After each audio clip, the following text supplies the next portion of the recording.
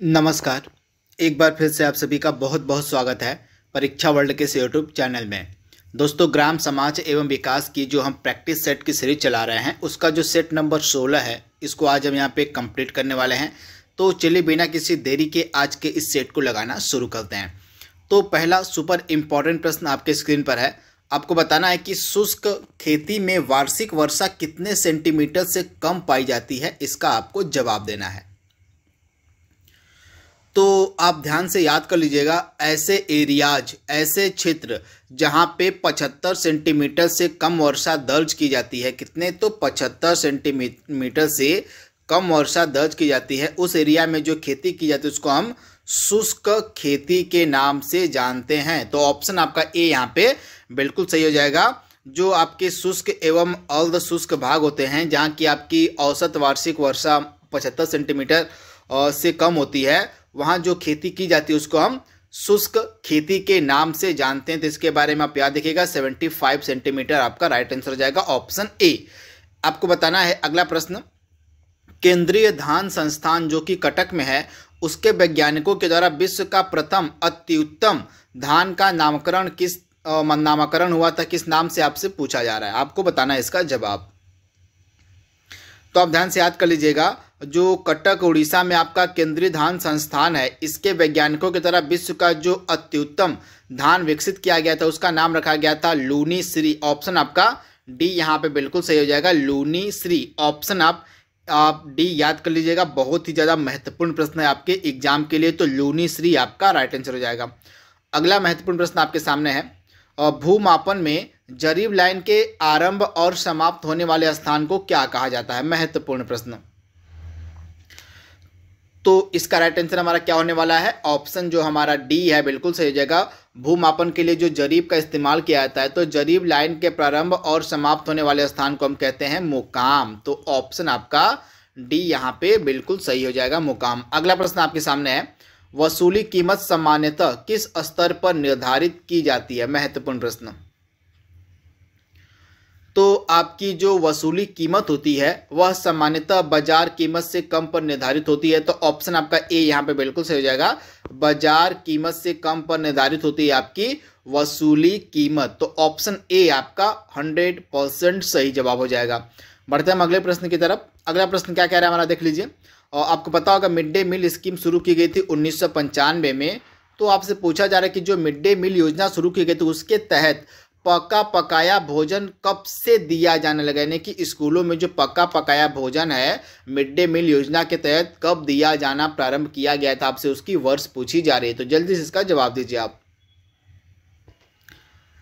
तो इसका right answer हमारा क्या होने वाला है, 2004 से मिड डे मील योजना के तहत जो है पका पकाया जो भोजन है वर्ष 2004 से दिया जाने लगा। तो इसे भी आप ध्यान से याद कर लीजिएगा, इंपॉर्टेंट प्रश्न। ऑप्शन आपका यहाँ पे जो डी है बिल्कुल सही जगह। आपकी जो मिड डे मील योजना शुरू की गई थी 15 अगस्त 1995 को। जब स्टार्टिंग में यह योजना शुरू की गई थी तो इस योजना के तहत जितने भी बच्चे स्कूल में पढ़ते थे, इस योजना का लक्ष्य रखा गया कि प्राथमिक स्कूल में पढ़ने वाले जितने भी बच्चे हैं उनको पोषण युक्त भोजन और उनके माता पिता को बच्चों को स्कूल भेजने के लिए प्रेरित करना था। उस समय इसका मेन उद्देश्य था। लेकिन इसके तहत जो आपका पका पकाया भोजन था वह दिया जाने लगा था 2004 से। तो ऑप्शन आपका डी यहाँ पे बिल्कुल सही है। लेकिन इस योजना की शुरुआत हो गई थी आपका 15 अगस्त 1995 को हुई, तथा हाल ही में इसका जो मिशन है पीएम पोषण, इसका मतलब इस मिड डे मील योजना का नाम बदलकर पीएम पोषण मिशन कर दिया गया है 2021 में। तो ये भी फैक्ट आप याद रखिएगा। सब्जियों की जो व्यापारिक खेती होती है उसको हम किस नाम से जानते हैं, इंपॉर्टेंट प्रश्न है। तो सब्जियों की जो व्यापारिक खेती होती है उसको हम ओलेरी कल्चर कहते हैं। ऑप्शन आपका बी यहाँ पे बिल्कुल सही हो जाएगा। सब्जियों की व्यापारिक खेती को हम ओलेरी कल्चर के नाम से जानते हैं। तो ऑप्शन आपका बी यहाँ पे 100% सही जवाब हो जाएगा, ओलेरी कल्चर। अगला प्रश्न आपके सामने है, केंद्रीय जो आपकी विपणन समितियां होती हैं इनका कार्यक्षेत्र आपसे पूछा जा रहा है कि कहाँ होता है। तो केंद्रीय विपणन समितियों का कार्यक्षेत्र देखने को मिलता है डिस्ट्रिक्ट लेवल पर, यानी कि जिला स्तर पर। ऑप्शन आपका बी यहाँ पे बिल्कुल सही हो जाएगा। जो आपकी केंद्रीय विपणन समितियां होती हैं, इनका जो कार्य क्षेत्र होता है वो जिला स्तर पर होता है। तो ऑप्शन आपका यहाँ पे जो बी है बिल्कुल सही जवाब हो जाएगा, जिला स्तर पर। इसके बारे में आपको याद रखना है, डेफिनेटली यह प्रश्न आपसे एग्जाम में पूछा जा सकता है। और पूंजीवादी खेती जो है मुख्यतः किन देशों में प्रचलित है, आपसे पूछा जा रहा है। तो पूंजीवादी खेती आपको मेनली देखने को मिलेगी, इसका जो प्रचलन है वो देखने को मिलता है आपका ब्रिटेन और संयुक्त राज्य अमेरिका में। ऑप्शन आपका यहाँ पे सी बिल्कुल सही हो जाएगा, ब्रिटेन और संयुक्त राज्य अमेरिका में जो है मुख्यतः इसका प्रचलन देखने को मिलता है पूंजीवादी खेती का। तो ऑप्शन सी आपका बिल्कुल सही है। अगला प्रश्न आपके सामने है, विद्या वाहिनी परियोजना का संबंध किससे है। इंपॉर्टेंट प्रश्न, डेफिनेटली आपसे एग्जाम में यह प्रश्न पूछा जा सकता है।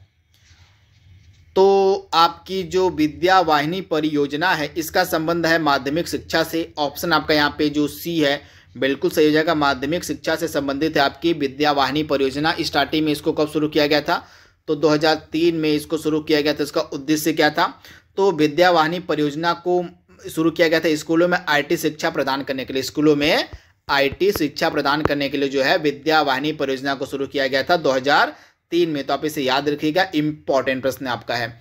और जरीब सर्वेक्षण के क्षेत्र में आपसे पूछा जा रहा है, जरीब सर्वेक्षण के क्षेत्र को किस ज्यामितीय आकृति में बांटकर नापना सबसे आसान होता है। तो आप ध्यान से याद कर लीजिएगा, जरीब सर्वेक्षण के क्षेत्र को जो है त्रिभुजाकार, आप ध्यान से याद कर लीजिएगा, त्रिभुजाकार आकृति में बांटकर नापना आसान होता है। तो ऑप्शन आपका ए यहाँ पे बिल्कुल सही हो जाएगा, त्रिभुजाकार, यानी कि ऑप्शन ए आपका डेफिनेटली यहाँ पे सही हो जाएगा। अगला प्रश्न आपके स्क्रीन पर है, एशिया का जो सबसे साफ सुथरा आपको गांव मिलेगा उसका नाम है मैले गांव। तो आपको बताना है कि यह जो एशिया का सबसे साफ सुथरा गांव है जिसका नाम मैले गांव है, यह किस भारतीय राज्य में आपको मिलेगा, इसकी उपस्थिति आपको बतानी है। तो एशिया का जो सबसे साफ सुथरा गांव है जिसका नाम मैले गांव है, यह आपको मिलेगा मेघालय में। ऑप्शन आपका सी यहाँ पे बिल्कुल सही है, मेघालय में। ऑप्शन सी आप याद कर लीजिएगा। ग्राम का उल्लेख सर्वप्रथम किस वेद में मिलता है, आपसे पूछा जा रहा है। जो ग्राम है इसका उल्लेख आपको बताना है सबसे पहले किस वेद में देखने को मिलता है। बहुत ही ज्यादा महत्वपूर्ण प्रश्न आपके एग्जाम के लिए होने वाला यह है। तो राइट आंसर आपका क्या हो जाएगा, ऋग्वेद में। ग्राम का जो पहला उल्लेख है ऋग्वेद में मिलता है। ऑप्शन आपका ए यहाँ पे बिल्कुल सही हो जाएगा। अगला प्रश्न आपके सामने है, वर्तमान में भारत में कुल कितने गांव हैं, आपसे पूछा जा रहा है। तो वर्तमान में लगभग आपको 6 लाख से अधिक गांव देखने को मिलेंगे। 6 लाख से अधिक जो गांव हैं वे वर्तमान में हैं। तो आप इसे याद कर लीजिएगा, ऑप्शन ए आपका बिल्कुल सही हो जाएगा, 6 लाख से अधिक।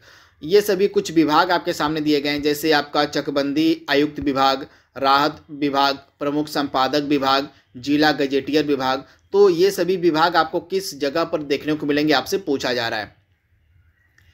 तो यहाँ पे ये 4 विभाग जो आपके सामने दिए गए हैं, इसके अलावा एक और विभाग का नाम आप नोट डाउन कर लीजिएगा। इस विभाग का नाम है निदेशक भूमि अध्याप्ति। निदेशक भूमि हो गया, उसी में अध्याप्ति होता है। तो ये 5 विभाग हैं जो आपके लिए सुपर इंपॉर्टेंट होने वाली है। राजस्व विभाग में जो राजस्व सचिव शाखा है, राजस्व सचिव शाखा, इसके अंतर्गत 5 विभाग आते हैं। एक आपका हो गया राजस्व परिषद हो गया, राजस्व परिषद हो गया। इसके अलावा चकबंदी आयुक्त दूसरा हो गया, चकबंदी आयुक्त हो गया। इसके अलावा तीसरा आपका राहत आयुक्त हो गया। उसके अलावा प्रथम प्रमुख संपादक और जिला गजेटियर एक ही में होता है। तो प्रमुख संपादक जिला गजेटियर हो गया। और इसके अलावा मैंने आपको बताया था निदेशक भूमि और अध्याप्ति। तो ये आपके 5 जो विभाग हैं ये राजस्व सचिव शाखा के अंतर्गत आते हैं और ये आपको मिलेंगे लखनऊ में। तो ऑप्शन आपका बी यहाँ पे बिल्कुल सही हो जाएगा। मैं इन 5 विभाग के नाम आप एक बार फिर रिपीट कर दे रहा हूँ, आप नोट डाउन कर लीजिएगा। राजस्व सचिव शाखा, इसके अंतर्गत 5 विभाग आते हैं। पहला विभाग आपका हो जाएगा राजस्व परिषद, दूसरा विभाग आपका हो जाएगा चकबंदी आयुक्त, तीसरा विभाग आपका हो जाएगा राहत आयुक्त, चौथा विभाग आपका हो जाएगा प्रमुख संपादक व जिला गजेटियर, और आपका 5वां विभाग हो जाएगा निदेशक भूमि अध्याप्ति। तो ये आपके 5 विभाग हैं, ये आपसे एग्जाम में पूछे जा सकते हैं और इनके जो आपके लोकेशन है ये मिलेगी आपको लखनऊ में। तो इसके बारे में आप याद रखिएगा। इसके बाद अगला प्रश्न आपके स्क्रीन पर है, भारतीय बैंकों द्वारा किसान क्रेडिट कार्ड योजना कब शुरू की गई। तो भारतीय बैंकों द्वारा किसान क्रेडिट कार्ड योजना शुरू की गई थी अगस्त 1998 में। ऑप्शन ए आपका बिल्कुल सही है, अगस्त 1998 एग्जैक्ट आपको वर्ष याद रखना है। इसके बाद अगला प्रश्न आपके सामने है, किसान क्रेडिट कार्ड योजना किस समिति की सिफारिशों के पश्चात शुरू की गई थी, आपसे पूछा जा रहा है। तो आप ध्यान से याद कर लीजिएगा, किसान क्रेडिट कार्ड योजना जो है किस समिति की सिफारिशों के पश्चात शुरू की गई थी, तो आरवी गुप्ता समिति। किसकी? तो आरवी गुप्ता समिति की सिफारिशों के पश्चात जो है आपकी किसान क्रेडिट कार्ड योजना शुरू की गई थी। तो ऑप्शन आपका यहाँ पे बी जो है बिल्कुल सही हो जाएगा, आरवी गुप्ता समिति। अगला प्रश्न आपके सामने है, 73वें संविधान संशोधन और 1993 के द्वारा जो 1993 में जो है मतलब क्या हो गया था, तो 1993 में यह प्रभाव में आ गया था, इसको लागू कर दिया गया था। लेकिन यह जो आपका संशोधन अधिनियम था यह पारित हुआ था 1992 में, लेकिन यह प्रभाव में आया था कब, तो 24 अप्रैल 1993 को। तो यह फैक्ट आपको याद रखना है। तो यह जो आपका 73वां संविधान संशोधन अधिनियम था, इसके द्वारा संविधान के भाग 9 में यानी कि पार्ट 9 में कितने अनुच्छेद जोड़े गए थे, आपसे पूछा जा रहा है। तो भाग 9 में कुल आपके 16 अनुच्छेद जोड़े गए थे 73वें संविधान संशोधन के तहत, तथा 73वें संविधान संशोधन के तहत ही आपका एक अनुसूची भी ऐड की गई थी हमारे भारतीय संविधान में। कौन सी? तो 11वीं अनुसूची। तो ये फैक्ट भी आपको याद रखना है। राइट आंसर इसका हो जाएगा 16 अनुच्छेद। अगला प्रश्न आपके सामने है, 73वां संविधान संशोधन विधेयक जो है संसद में कब पारित हुआ था, आपसे पूछा जा रहा है। तो यह विधेयक आपका दिसंबर 1992 में पारित हुआ था, दिसंबर 1992 में पारित हुआ था। तो ऑप्शन आपका बी यहाँ पे बिल्कुल सही हो जाएगा। अगला प्रश्न आपके सामने है, 73वां संविधान संशोधन का अभिपालन करने वाला प्रथम भारतीय राज्य, आपसे पूछा जा रहा है। तो 73वां संविधान संशोधन अधिनियम का अभिपालन करने वाला प्रथम भारतीय राज्य है आपका मध्य प्रदेश। ऑप्शन बी आपका बिल्कुल सही है, मध्य प्रदेश। राष्ट्रीय प्रसार सेवा कार्यक्रम कब शुरू किया गया, इंपॉर्टेंट प्रश्न है।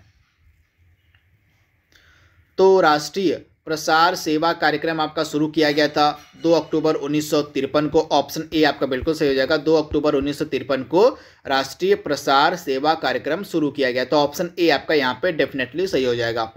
अगला प्रश्न आपके सामने है, भारतीय राष्ट्रीय कांग्रेस का एकमात्र अधिवेशन जो गांव में आयोजित किया गया था उसका वर्ष आपसे पूछा जा रहा है। किस वर्ष में भारतीय राष्ट्रीय कांग्रेस का अधिवेशन गांव में आयोजित किया गया था?